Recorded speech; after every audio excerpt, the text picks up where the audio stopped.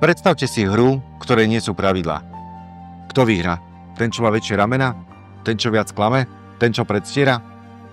Aj toto je dôvod, prečo ideme nastaviť zákon o lobingu. Jasné parametre pre toho, kto lobuje a za čo lobuje. Lobbying, dámy a páni, nie je strašiak. Hrozba nastupuje vtedy, ak nemá žiadne pravidlá. Práve preto sme aj s nadáciou Friedricha Eberta mali jedno zaujímavé stretnutie, kde sa zúčastnili zástupcovia samospráv, odborov, podnikateľov, ktorí sú v tripartite, rovnako aj zástupcovia viacerých rezortov a odborníci z Nemecka. Zhodli sme sa na tom, že na Slovensku potrebujeme regulovať lobbying.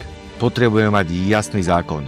Zhodli sme sa na tom, že práve verejnými diskusiami posunieme tento problém k riešeniu a to, čo je veľmi dôležité, že už budúci mesiac máme ďalší okrúhly stôl, ďalšiu veľkú diskusiu, na ktorú pozveme pomerne veľa ľudí a záver bude taký, že na vládu predložíme štandardným legislatívnym procesom návrh zákona o lobingu.